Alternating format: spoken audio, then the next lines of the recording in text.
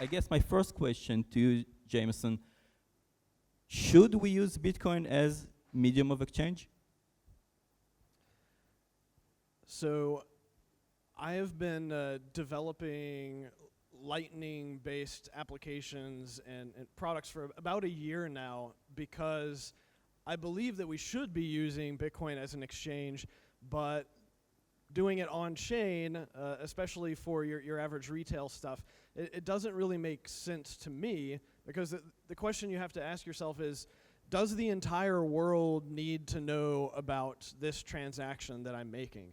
Like in a retail standpoint, I don't think that it's important that my transaction gets broadcast to 100,000 other people who verify it if I'm just buying something at a store.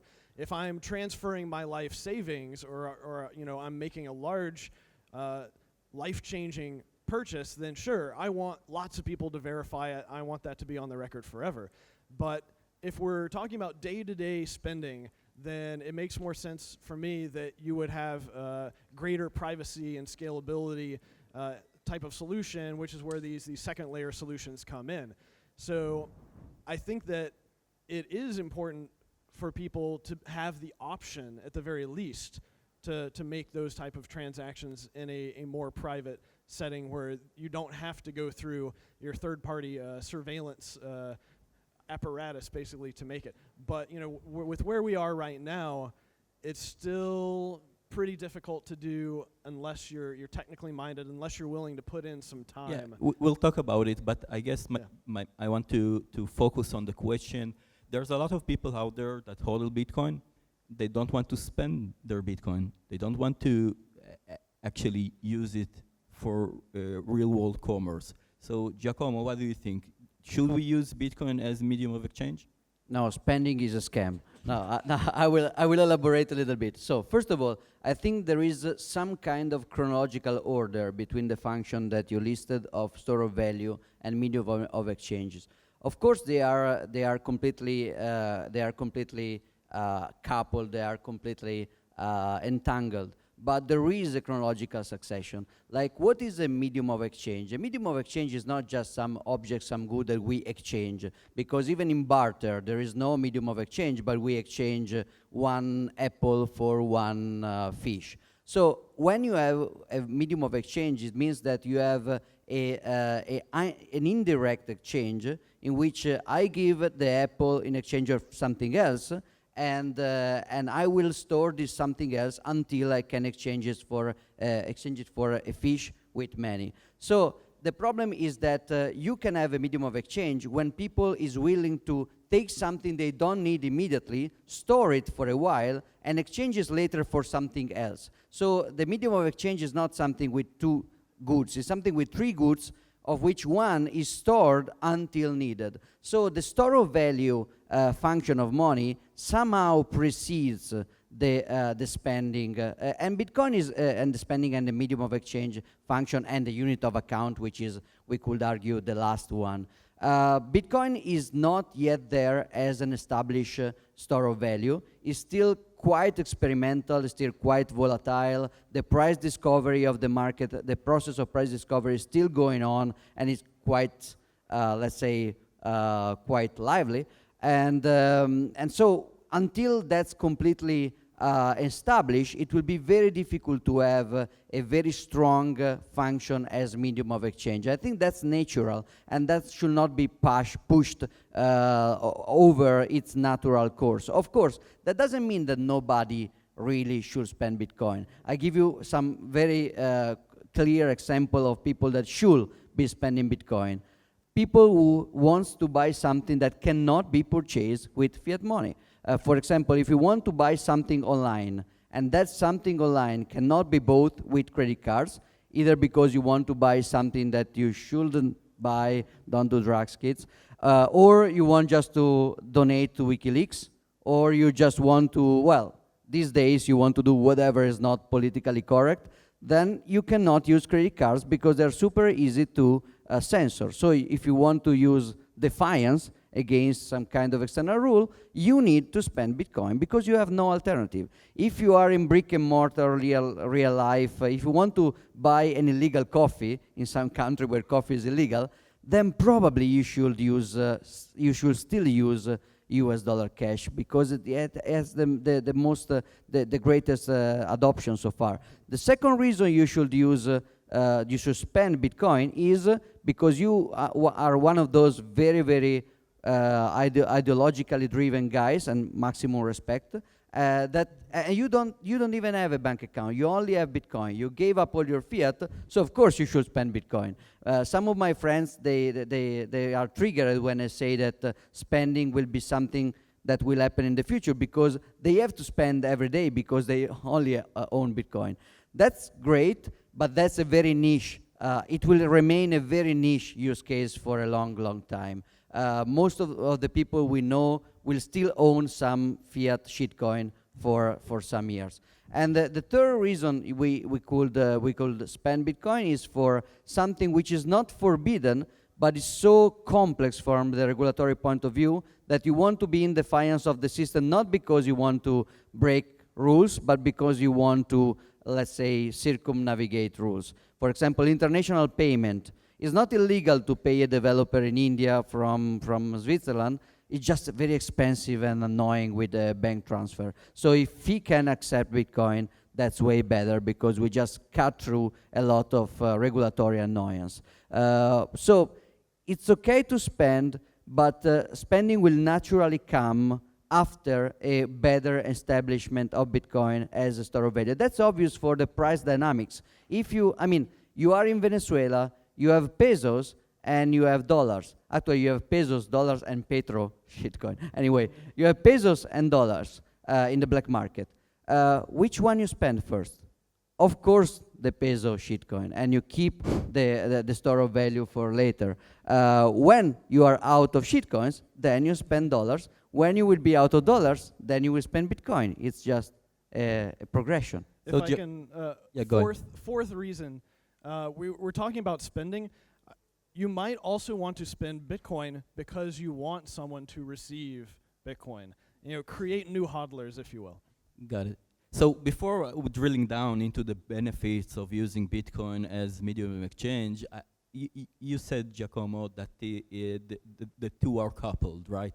The store of value and the medium of exchange. So Meni, I want to ask you, So could we have Bitcoin? Let's imagine, you know, in the world that we want to live, where Bitcoin changes the gold standard and Bitcoin becomes the new standard of money. Can we have Bitcoin as the new gold standard, but have medium of exchange using fiat? So that definitely can happen, but it will not be very good if it happens. So yeah, the store of value and medium of exchange are very strongly coupled. You can't really have a medium of exchange without a store of value, because what it means, a medium of exchange, you get it as payment and then you pay with it. And from point A to point B, it needs to store its value. And the other way around, it can't really be a store of value if it's not at some level a medium of exchange, because in order to store value, you need to first get value and then give the value to someone else. So the two things are very strongly coupled, and it also manifests in the fact that in order to be a stable store of value, it needs to have some underlying use. So for example, the easiest example is that people who invested in Bitcoin at the end of 2017, they did not store their value, right? Their value got cut in half. And of course, most Bitcoiners believe that long term, everyone will be all right. But in the shorter term, the value of Bitcoin is very volatile. And this is not what makes a good store of value. A good store of value should not only increase over time, but also So be you're stable. saying that in order to be a stable store of value, we need to use it as medium of exchange? Yes, indeed, because as long as Bitcoin is just a speculative investment, it will be volatile, it will be affected by market trends and so on. But if it's used more widely, then its value is more stable. Right? There is something called the equation of exchange, MV equals PQ, which connects a few parameters, most important of which are how much a currency is used and what is its total value. And right now, the value of Bitcoin has nothing to do with the equation of exchange. It just has to do with the speculation. This is very volatile. Once people use Bitcoin much more, its value will come from the medium of exchange, and that's much, much more stable, which in turn will make it much more effective as a store of value. And I because it think will the actually other point you stabilize. touched on, and Jameson mentioned choke points in his keynote, is the switch between store of value and medium of exchange. Can it be defined as a choke point? I'm not sure. I think these aren't Boolean variables. I think both uses can be quantified, they can be increased over time. So unlike what Giacomo said, that first you need store of value and then you can have medium of exchange, I think the two kinds of uses can go together. Each one enhances the other. So yes, I think. So you, yeah. so you guys don't agree, right? Well, we agree on some things, we disagree on others. On many things, but I disagree on the key point that Meni made, that that there is a symmetry. I don't think there is a symmetry. I think that, as Meni said, you cannot have a medium of exchange without being a store of value, because you have to store it for a while. But I think you can have a store of value which is not a medium of exchange. It's difficult, but you can, because of course a store of value must be exchanged, but it mustn't be indirectly exchanged. For example, a house. But don't you believe that the store of value needs to be attached to real-world resources? Sure, but let's take real estate. Real estate can be, in certain circumstances, a store of value. It's almost never an indirect medium of exchange. So, but most of the money, of the kind of money we use today, we used in the past, shells, kettles, they were firstly collectibles mostly, and then from collectibles means to show off. There is Nick Szabo published a very interesting theory of the evolution of money. Usually in school you learn that first there is barter, then you find somehow the medium of exchange to simplify barter, and then people start to store it. While there are many logical and historical evidence that it could be the other way around. Like, first people start to store some collectibles, which are hard to make, hard to produce. And sorry, I hijacked your answer. Anyway, I think there is a key disagreement there. Yeah, sure, no problem. But yeah, I just want to add that I think each person should be the change he wants in the world, because what I got from Giacomo is that, okay, we'll wait, we'll hodl, and sometime in the future people will use Bitcoin. That's why I want to ask. And I don't really believe in that. I think people who think that Bitcoin should be used, they should use Bitcoin themselves, and that's what promotes this state of mind where Bitcoin is actually used. So Sergej has a business based on Bitcoin, right? Let's ask Sergej, are people using Bitcoin as medium of exchange? In your experience? Obviously. A bunch of people are, but I mean, it's also the case that we saw the show of hands, that a lot more people are currently using Bitcoin as an. Why are people using Bitrefill? That's a good question. For a lot of reasons, it's a lot of the cases that Giacomo listed, actually. Like in a lot of the time, it's simply people who live in the Bitcoin economy, who get paid in coins, who earn coins in different ways. Like, we do have a circular economy. It's just smaller than the speculative investment economy. But we have people who who earn a living, who get paid like regular salaries in Bitcoins. We have people who earn ways online. If you're a web savvy 17-year-old in Bangladesh and you want to make a living out of that, probably Bitcoin is going to be a great tool for you. We have people who earn coins just trading. And we have people who bought coins in 2013 and now they're stinking rich and they want to buy $10,000 of iTunes credits because they want to have a really big character. Like, we have people like that as well, right? So you try to incentivize people to use Bitcoin, right? You're doing discounts, and I think Casa doing like cashback programs. Well, I mean, we're a crypto-only service. We do accept a couple of other coins, but the vast majority of our activity is in Bitcoin.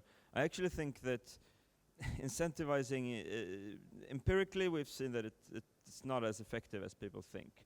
Like, we've done a lot of different discounts and this and that, and in the end, it doesn't affect that much, because I think that people People who use Bitcoin because they need to use it, or because they strongly prefer to use it, and those things are both worth a lot more than the couple of percent that we So- can give in a discount. So how do we get out of these niche use cases? Because not everyone earn money in Bitcoin. So I actually what would be the trigger for larger adoption?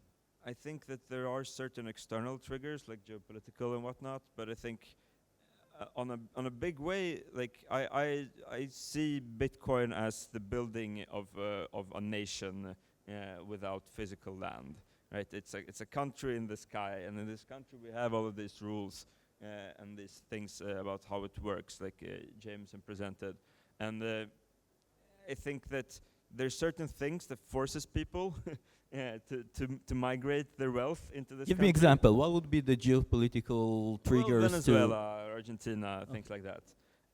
But I think also that it's simply, you know, if you want to be the change that you want to see in the world, there's also the saying, if not us, then who? If not now, then when? I understand these arguments. You know, I'm a Bitcoin maximalist myself. I'm doing this out of ideology. But I think the people in the room, the people who are not using Bitcoin to purchase products, I guess they're looking for tangible value, for tangible benefits of using Bitcoin. So, Jameson, you have a take on that? Well, yeah, but it can be hard to directly explain to people what some of the incentives are. So, for example, you know, we've said for a long time, you know, running your own node is how you have the greatest security. It's how you participate in the consensus of the ecosystem. But ultimately, a lot of people are like, well, I don't see what's my incentive to run the node. And then you're like, well, you go down this ideological path of, if you actually want the system to, spread the power around, you don't want just a few nodes, yada, yada, yada. You can make similar type of, ideological arguments when you're paying for things in Bitcoin or Lightning or whatever.